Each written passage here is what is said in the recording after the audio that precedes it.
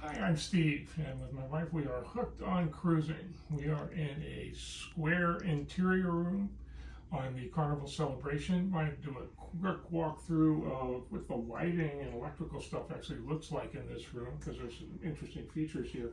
First thing we noticed when we came in, we've got these little adjustable nightlight kind of things that when you push them in, turn themselves off, one on each side of the bed. So if you do reading at night, things like that, works really well. There is actually a indirect lighting back behind the bed that turns off with a switch that's on the headboard, which is kind of nice. Don't have to worry about getting out of bed to turn that off and on. We normally leave that on at night as lighting when we walk into the room with the rest of the lights off. Two other switches on the headboard here. One that controls the overhead light, toggles it on and off for you, and one that handles the spotlights. We'll show those to you. They're back on the other side of the room, so we'll take a look at those in just a minute. But you basically get control of the majority of the lighting in the room directly from the headboard, which is nice for when you're in bed at night and you need to turn the lights out. Coming over to the vanity, we've got one light here that goes around the vanity. Again, is nice lighting for doing things like makeup for the women and things like that.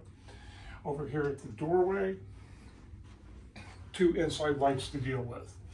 And first one is the spotlights. Two of them sort of on either side of the room that turn on and off. Bottom light controls the light that's over the bed, so the round circular light to be able to deal with that. And the last item we've got is the lighting for the bathroom. And so you basically would get full lighting in the bathroom with that light switch on. A neat little feature, which is kind of nice at night. There is an always on light, basically a night light feature in the bathroom by itself.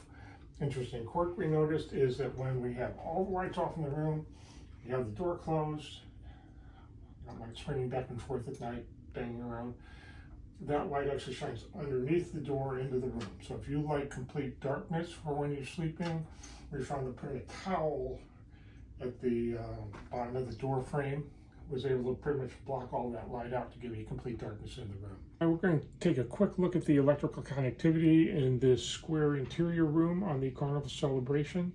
This is where the majority of the outlets are. You've got three standard 110 volt plugs for plugging in electrical devices. I've got an extension cord plugged into one, which runs my CPAP device for me.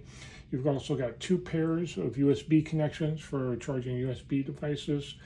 They seem to be low power outlet devices, so more recent devices that require like a 2.1 amp charging cable are probably going to charge a little bit slower than what you're used to. You're probably better with a charging block and your normal charging cable in one of the electrical outlets instead. There's also two USB ports, one on either side of the bed with the night light that is sitting there. That'll cover all the electrical stuff that's in the room. We'll see you later.